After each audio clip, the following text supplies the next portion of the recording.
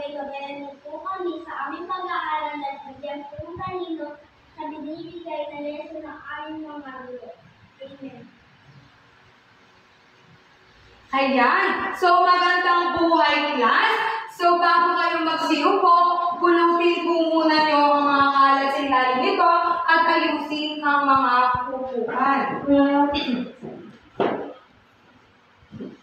So, ngayon, class, may absent ba sa atin? Wala po!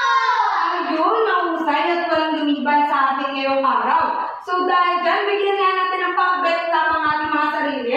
So, 1, 2, 3. 1, 2, 3. Pak na pak. Bet na bet. O, ulitin nyo nga.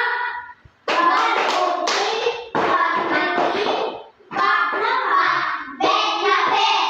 Ayan, so mahusay.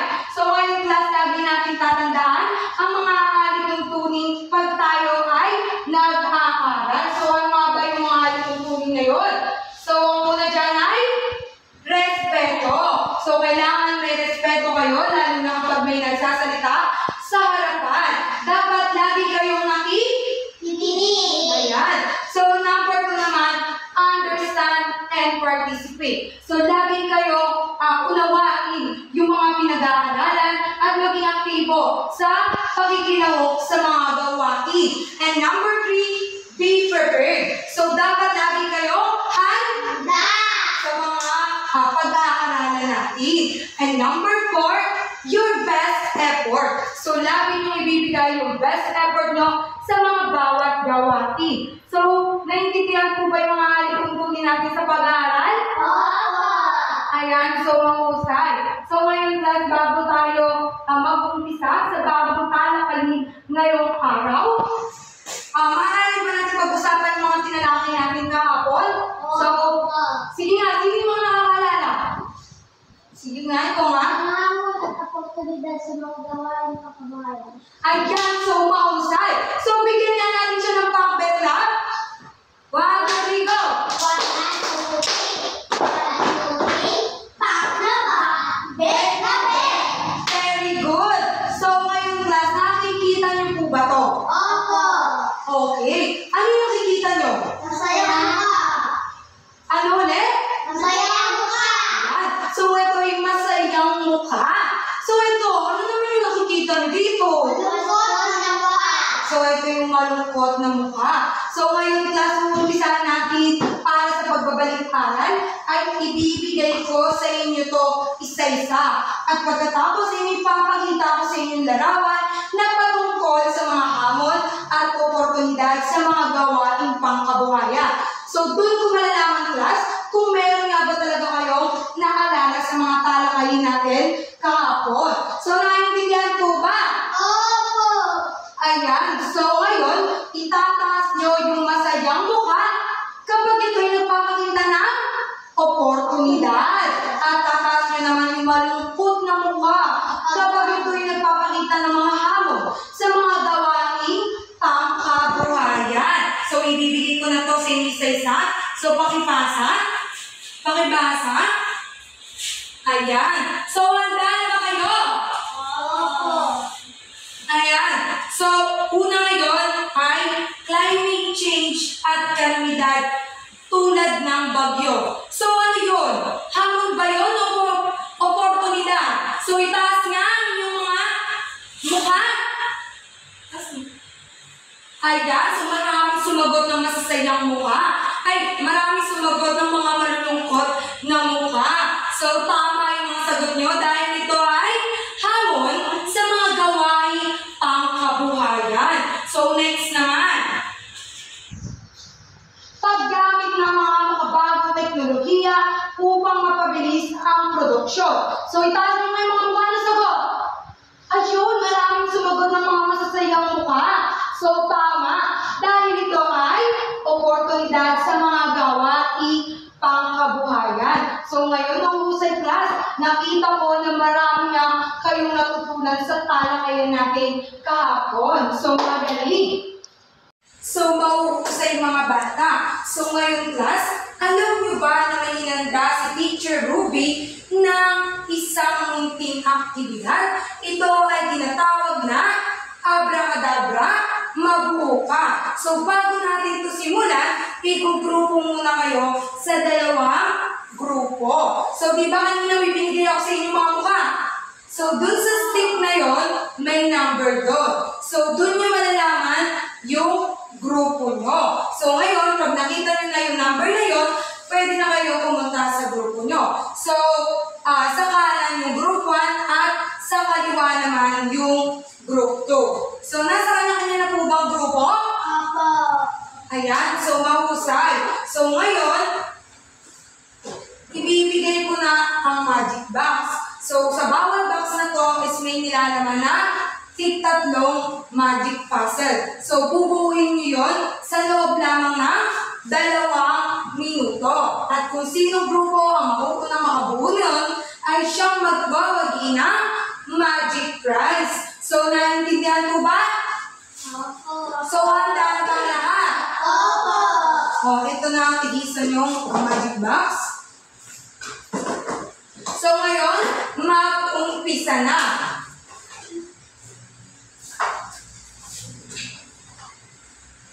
Okay, class. Natapos na ang 2 minuto. So, kukunin ko na ang mga binuo nyong magic puzzle. Kunin na po yan. So, napakahusay ng pinakita niyo mga bata. So, nakita ko po yung pagtutulungan sa bawat grupo para lang mabuo yung 3 puzzle. So, pero ngayon, sa nakita ko, ang nakabuo ng 3 magic puzzle ay ang group 1. So, bigyan nga po natin sila ng boom the best clap. So, ganito yan.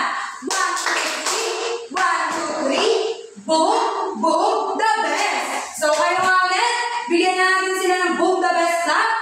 1, 2, 3. 1, 2, 3. Boom, boom, the best. Yan. So, very good mga bata. So, ngayon class, based dun sa binuo yung 3 puzzle, meron ba kayong naging idea sa tatalakayin natin ngayong araw? So, sino yung may idea? So, sige nga, Samantha. Tumutukoy po ito sa likas na yaman. Mahusay. So, bigyan nga natin siya ng top bed clap. So, 1, 2, 3, go! 1, 2, 3. 1, 2, 3. Pop na pop. Bed na bed. Ayan. So, very good class. So, tama ang inyong sinabi. So, ito, dahil lang yung 3 larawan sa puzzle, ay mga uri ng likas na yaman. Kaya ngayon class, ang tatalakayin natin ngayong araw ay patungkol sa mga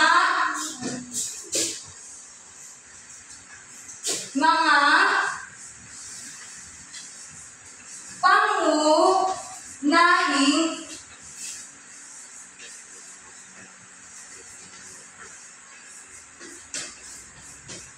likas yaman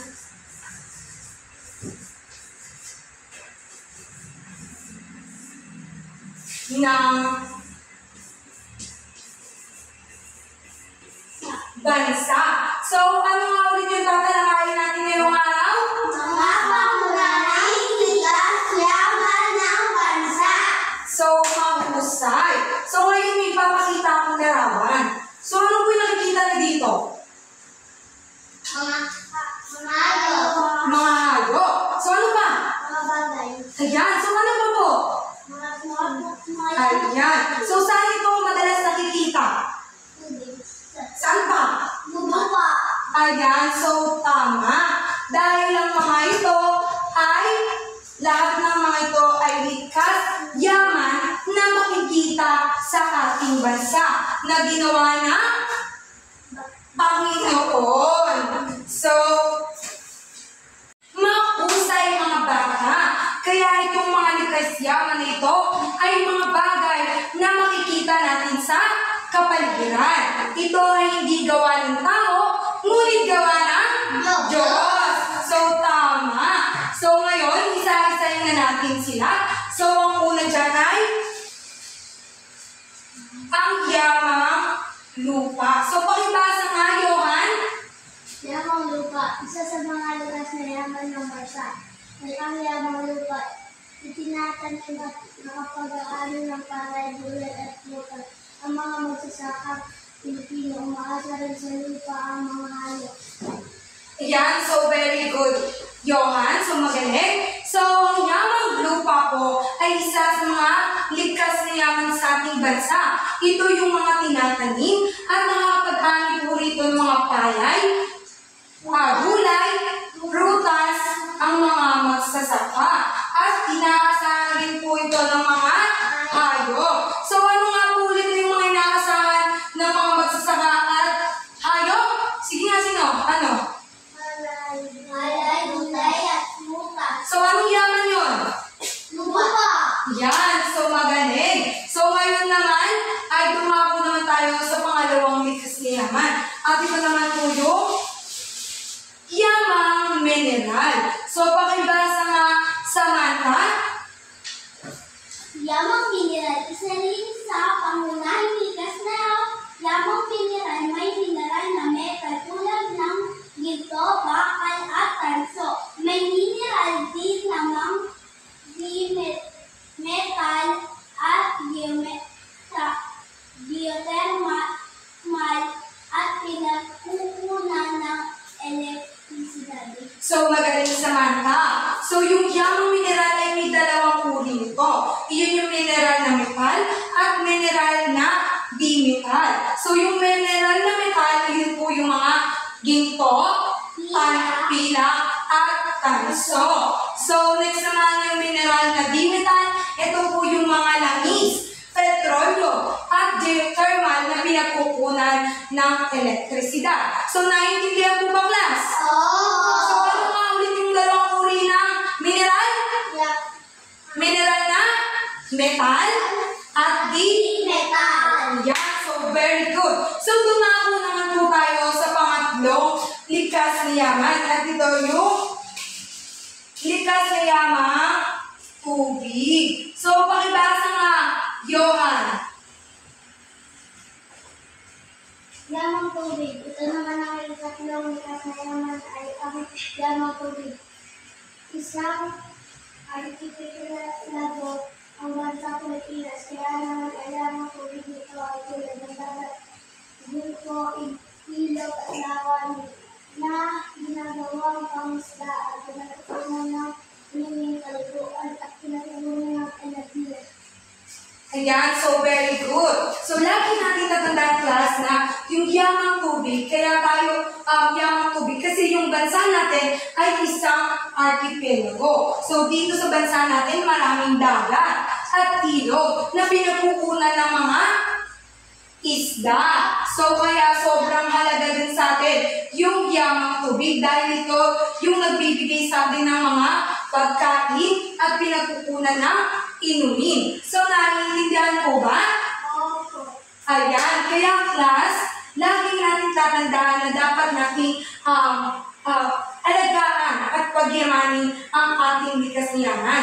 Dahil ito'y sapat para ibigay yung pangangailangan natin bilang mamamayan. So, naiintindihan po ba natin? Opo. Ayan, kaya bilang batang Pilipino, dapat maging isa kayo sa dahilan para mapagyaman at matulungan na iangat yung likas na yaman natin. So, naiintindihan po ba? Opo. So, husay mga bata, mukhang naiintindihan nyo na nga yung tinalakay natin ngayong araw. So, dahil dyan, magkakaroon muna tayo ng isang gawain. So, tinatawag ito na hulaan mo ang kulay ko. So, ngayon, di ba may grupo tayong dalawa? So, sa bawat grupo, bibigyan ko kayo ng 3 stick na may kulay na blue, yellow, at black. So, ngayon, handa na ba kayo? Opo. Yan, so pakipasa. Ayan. So, bago tayo mag-umpisa, explain ko muna kung anong gagawin natin. So, ngayon, may papakita ko ng picture. So, itataas nyo lang ang mga stick na to kung tataas nyo muna yung stick na kulay blue kung ito ay yamang tubig. At itataas niyo naman ang kulay yellow na stick kung ito ay yamang lupa. At itataas niyo naman ang kulay black na stick kung ito ay yamang Mineral. ayan. So, very good. So, naiintindihan po ba? Opo. Ayan. So, mukhang naiintindihan na nga. So, mag-start na tayo. So, anong yaman to? Ayan. Madaming sumagot na kulay blue. So, tama. Dahil ito ay isang yamang tubig. So, ngayon naman, next. Ayan, maraming sumagot na kulay dilaw. Dahil ito ay yamang lupa. So, next naman. Ayan, so maraming sumagot na black. Dahil nga po ito ay yamang mineral. So, magaling mga bata. Mukhang naiintindihan niyo na ang pinag-aaralan natin ngayon. So, ngayon, bagong tayo magtapos sa ating aralin. So, ano nga ulit yung tatlong likas na yaman? Yamang lupa. Taas mo yung kamay. Sige nga po, Johan. Yamang lupa, yamang mineral, yamang tubig. So, bigyan nga natin siya ng pop-back clap. So, 1, 2, 3, go! 1, 2, 3. Pak na pak, bed na bed. Very good! So, ano ulit yung dalawang uri ng mineral? Yeah. Metal at di-metal. Very good! So, bigyan nga natin siya ng pop-back clap. 1, 2, 3, go! 1, 2, 3. Pak na pak, bed na bed. Very good! So, ngayon, nakikita ko na handa na nga kayo sa gagawin nating pagsusulit. So, nahanda na po ba lahat? Opo. Ayan. So, may bibigay ako sa inyo na may clean pagsusulit para malaman ko kung may natutunan nga ba kayo talaga sa tinalakay natin ngayong araw. So, ready na po ba? Opo. Ayan, mahusay mga bata. So, natapos na ang ating pagsusuli. So, ngayon, ang ating takdang aralin ay maggugupit kayo ng mga halimbawa ng yamang lupa, yamang mineral, at yamang tubig. So, naiintindihan po ba, class? Opo. Ayan. So,